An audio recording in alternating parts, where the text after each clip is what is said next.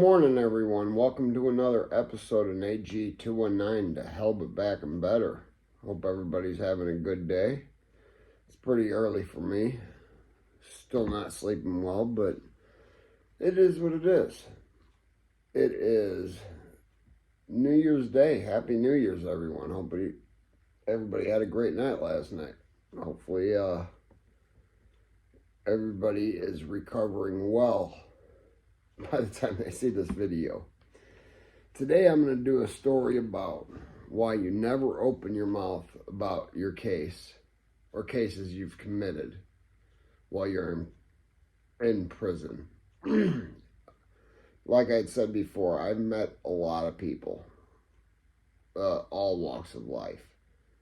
You know, kids that made mistakes, kids that are just violent kids that belong in prison, and that's what's going to happen. Just all sorts of lives that are lost behind those walls. And prison doesn't rehabilitate anyone unless you rehabilitate yourself while you're there. Especially Indiana State Prison, which is where this story comes from. During my time there, well, I was in population. I had met a kid named Zachary Doan. He was pretty young, maybe 20 years old at the time. I'm not 100% sure. He was about a year into his 70-year sentence, which he would have had to serve 35 years of it. The sentence was the conviction was for robbery, and robbery causing severe bodily injury. They had robbed him and his cousin, I believe is who he said it was, robbed the woman and beat her so bad that one of her eyeballs fell out of her face. Not just blinded her. She was an 80-year-old woman at that. Her eyeball fell out of her face. She didn't die at that point in time. Zach was charged. Later on, the woman did die from her injuries. But because of the plea agreements that were signed, they couldn't go back on him and charge him with murder. But in prison he sits. He committed this crime because he was addicted to that spice, that K2. Needed money to go get high. It was a sickening crime that he committed to an innocent elderly woman, and it bothered me a little bit, but you know what? We're in prison. I've only got a couple months left, but you know, I'm hearing stories of what people are in there for, how long people have got. You know, I'm a little curious, and there's certain people I will ask. People like him. By the way, he was like 6'3", 220 pounds. He looked like the Gerber baby, though. There'll be a picture in the thumbnail. But while we were there, he was telling people how he'd gotten away with a crime before. Not just a robbery. I mean, it was a robbery, but in this robbery, he'd killed somebody. It was at Broadway Antiques in Fort Wayne, Indiana. He had proceeded to tell myself, along with about 5 other people, at just this point in time, what he had done. It was New Year's Eve of 2012. He had no money, but he wanted to go roller skating with his friends. I'm going to have to do a little reading off some paper with some of these things because this gets a little confusing. Zach was broke and wanted to go to the roller rink for New Year's Eve, like a lot of the kids that were 19 wanted to do. Okay, so Zach showed up at Roller Dome with no money and decided to tell this witness that he's gonna go home and change and come back. He went home, came back with different clothes on, this time with money. He told one of the witnesses what he had done. Witnesses had to end up going to the police, but we'll get to that. Another witness came forward saying that Zach told her he put something over the man's head and hit him in the back of the head hard enough to where he can hear the man's skull cracking. She said Zach hit him with a stick that had a rock attached to it, which is a mallet, if you guys don't know the terminology for certain weapons. It's got that metal or wooden handle with a chain and a ball at the end of it, and you swing it around, and I'm assuming and seeing that it causes devastating damage. A third witness said that Zach told him that the man refused to give up the money, so he grabbed something and started beating the man, and that he had killed him. Zach then ran home, changed clothes,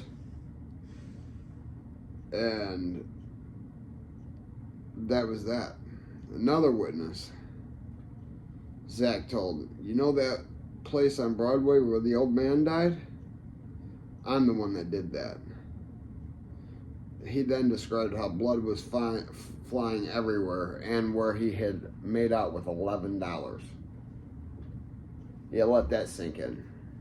Killed a man over $11. It's baffling.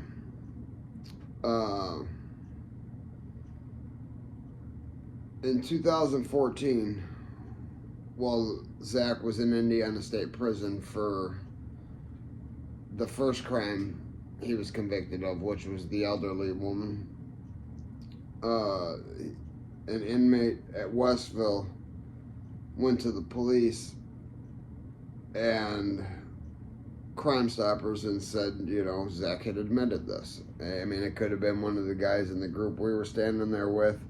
It could have been numerous other people, because he wore this like a badge of honor. He in the time he told us, he was laughing about how he got away with murder. He was laughing about how he beat this old man to death and got away with murder.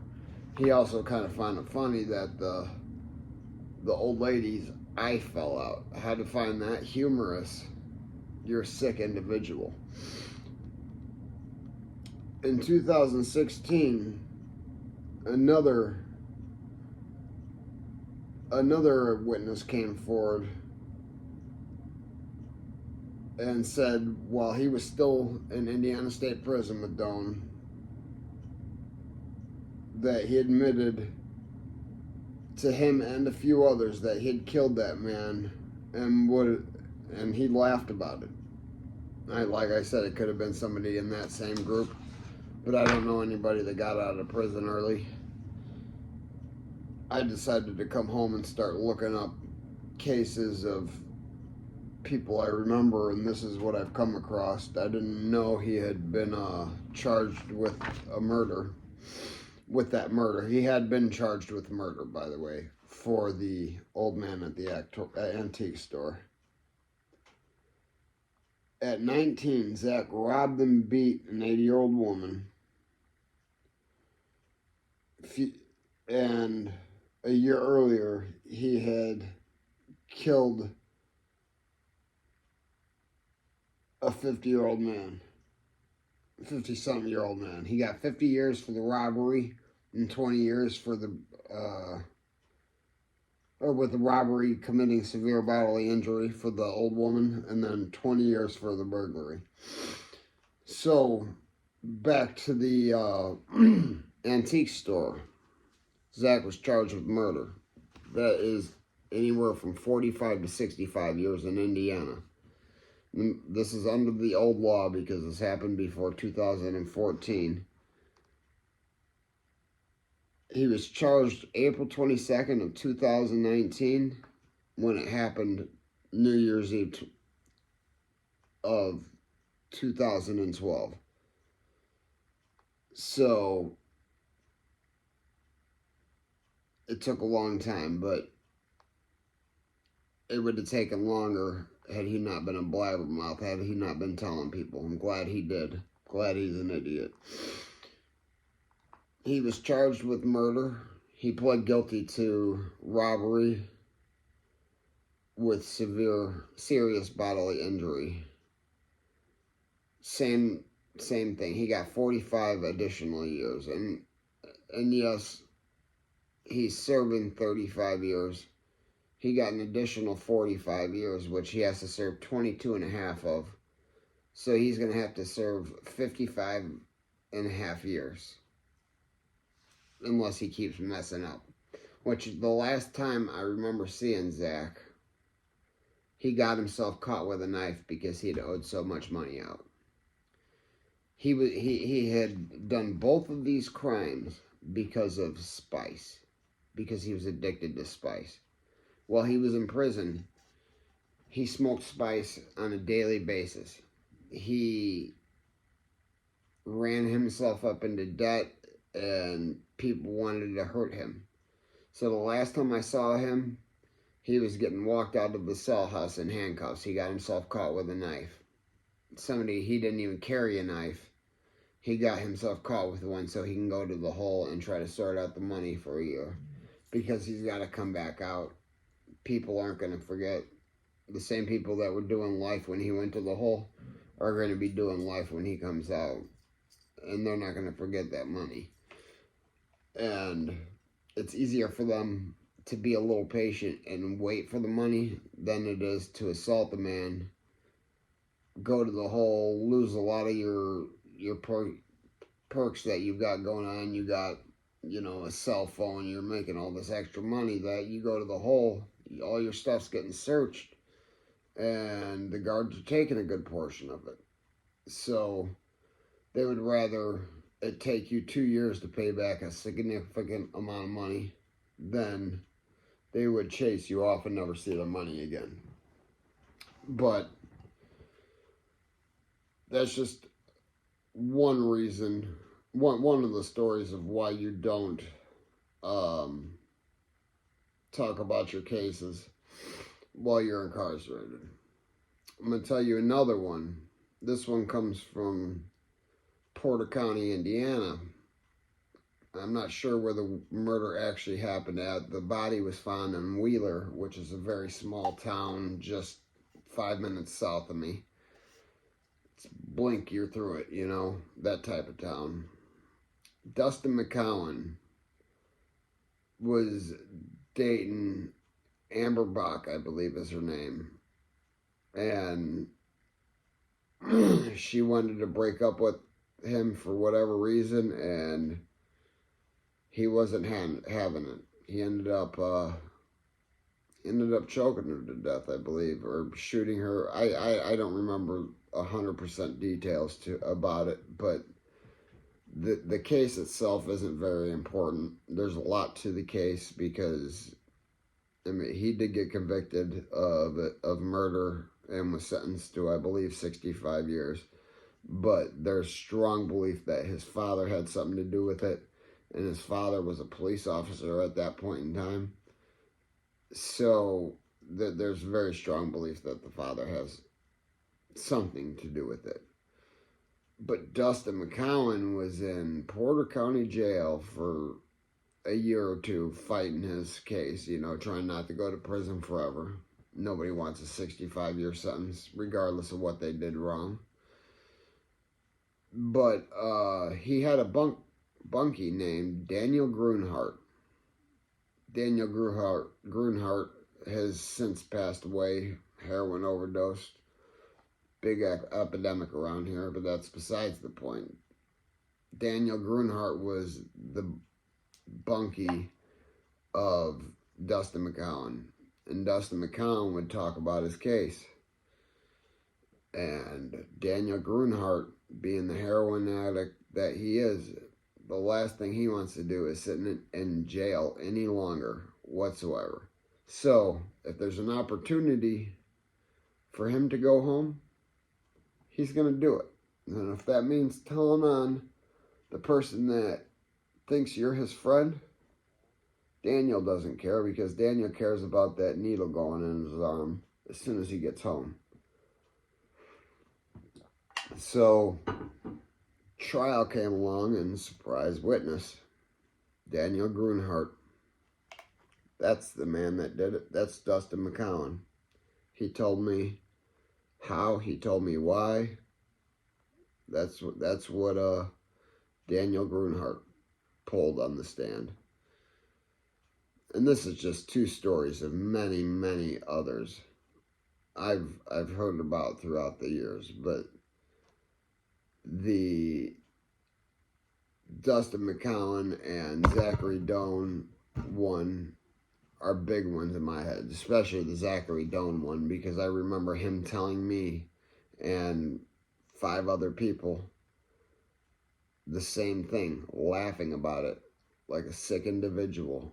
And, you know, now his earliest possible release date is April 17th of 2070. 2070. Might have been young when he went in. If he goes home, he's going to be old. But anyways, thanks for watching. Please hit that like and subscribe. I'm trying to get my subscribers up there, guys. I'm at about 170 now. I need to get to 1,000 to become monetized, to help start advertising and doing things like that. So, like and subscribe. Anyways, that's another one at you. And remember, if they ain't hating it, you ain't making it. You have a good day, y'all.